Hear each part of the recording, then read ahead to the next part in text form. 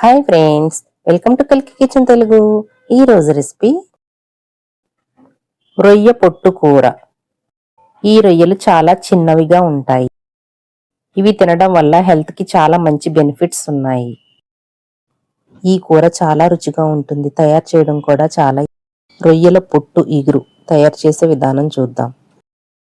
వీటి స్మెల్ నచ్చని వాళ్ళు చాలా మంది తినడానికి ఇష్టపడరు. నీసు వాసన రాకుండా ఉండడం కోసం ముందుగా ఇట్లా డ్రై రోస్ట్ చేసుకోండి. వీటిలో ఏమైనా వేస్టేజ్ ఉంటే సెపరేట్ చేసుకోండి. ఇసుక లేకుండా ఎక్కువ సార్లు బాగా కడగాల్సి ఉంటుంది. గోరువెచ్చటి నీటిలో 10 నిమిషాలు నానబెట్టి శుభ్రంగా కడగాలి. నీరు లేకుండా వడగట్టి ఒక పక్కన పెట్టండి. 2 ఉల్లిపాయలు, 1 టమాటా, 5 పచ్చిమిర్చి చిన్న ముక్కలుగా కట్ చేసుకుని ఒక కడాయిలో 3 టేబుల్ స్పూన్ల నూనె వేసి మీడియం ఫ్లేమ్ మీద హీట్ అయిన తర్వాత కొద్దిగా మెంతులు, జీలకర్ర, ఆవాలు వేసి వేగిన తర్వాత కట్ చేసి పెట్టుకున్న ఉల్లిపాయ ముక్కలు, పచ్చిమిరపకాయ ముక్కలు కూడా వేసి పచ్చివాసన పోయేంత వరకు వేగనివ్వాలి.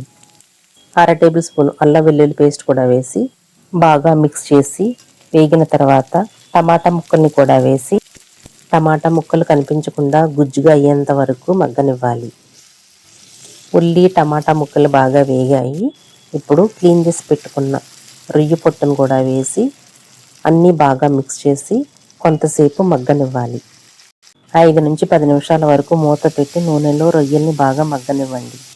మధ్య మధ్యలో గరిటెతో మిక్స్ చేస్తూ ఉండాలి. ఈ ఛానల్ని ఎవరైనా ఫస్ట్ టైం చూస్తున్నట్లయితే కల్కి కిచెన్ తెలుగుకి please like, share and subscribe. బాగా మగ్గిన తర్వాత రుచికి సరిపడా ఉప్పు, కారం, పసుపు, 1 టేబుల్ స్పూన్ ధనియా పౌడరు, 1/2 టేబుల్ స్పూన్ మసాలా పౌడర్ వేసి అన్నీ కలిసేలాగా బాగా మిక్స్ చేసి కొద్దిగా వాటర్ వేసి స్లో ఫ్లేమ్ మీద కూర అంతా బాగా దగ్గరగా ఎగిరేంత వరకు ఉడకనివ్వండి.